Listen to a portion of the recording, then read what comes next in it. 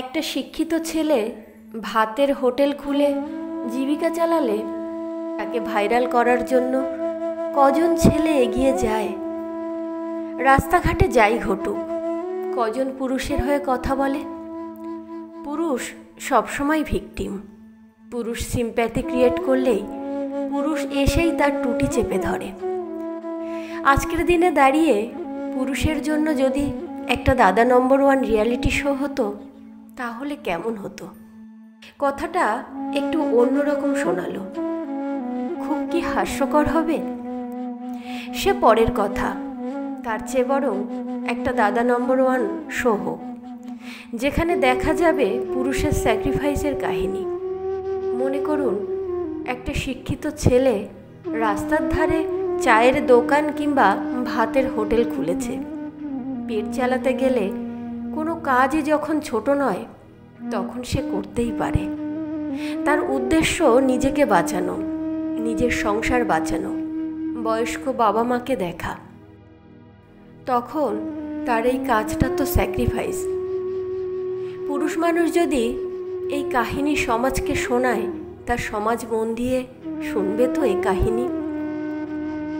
এই যে ধরুন, যে ছেলেটা পেট চালাবার জন্য বাসের কন্ট্রাক্টর হয়ে টিকিট কেটে সেই সকাল থেকে রাত পর্যন্ত পরিশ্রম করে যাচ্ছে, বা যে ছেলেটা পণ্যবাহী ট্রাক চালিয়ে ঘন্টার পর ঘন্টা গাড়ির স্টিয়ারিং ধরে বসে আছে, চাকরির বয়স পেরিয়ে গিয়ে উপায় না দেখে টোটো নিয়ে যে ছেলেটা রাস্তায় নেমেছে, তাদের এই কষ্টকর কাহিনীকে স্যাক্রিফাইস বলা যায় তো?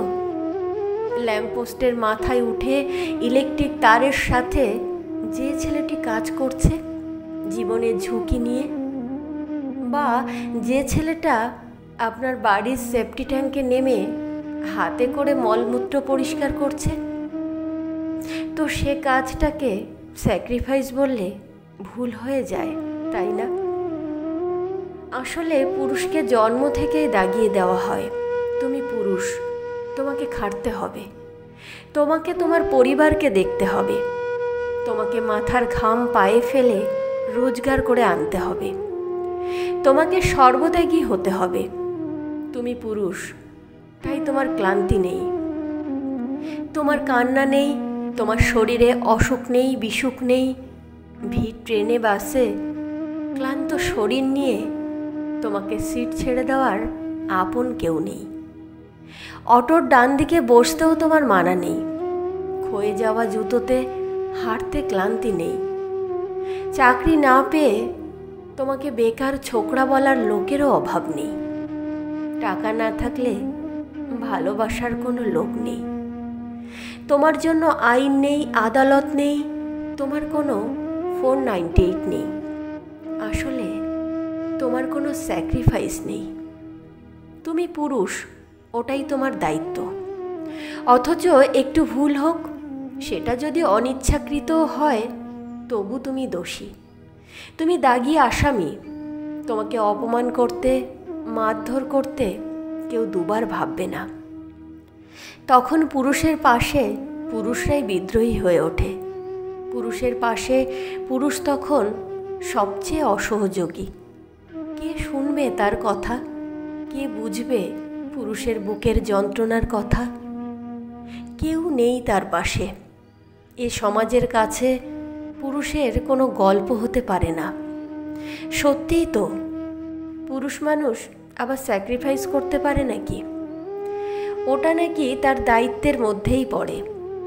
তাই পুরুষের স্যাক্রিফাইস বললে পুরুষরাই হাসবে, ব্যঙ্গ করবে, ছোট করবে। কে বলেছে মেয়েরা মেয়েদের শত্রু হয়? পুরুষরাই পুরুষদের শত্রু। আমাদের সমাজে পুরুষ মানুষের জন্য স্যাক্রিফাইস শব্দটা নয়। পুরুষ মানে সে তো সর্বত্যাগী, নীলকণ্ঠ। সে যতই লড়াই করুক, জীবন ঢেলে দিক, দিনরাত এক হয়ে যাক, যতই পরিশ্রম করুক, তার জয়গান কেউ গাইবে না। এ সমাজ পুরুষের জয়গান নিয়ে কখনো মাথা ঘামায় না। আসলে সে তো পুরুষ, তার আবার স্যাক্রিফাইসের কাহিনী হয় নাকি? হোক না একটা মঞ্চ, যে মঞ্চের নাম হবে দাদা নম্বর 1। পুরুষ এসে একবার মুখ খুলুক, তার বুকেও আছে যন্ত্রণার গল্প। আদেও কি পুরুষেরা দাদা নম্বর 1 হবে?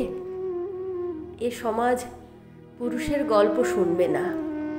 হায় রে সমাজ, হায় রে পুরুষ মানুষ।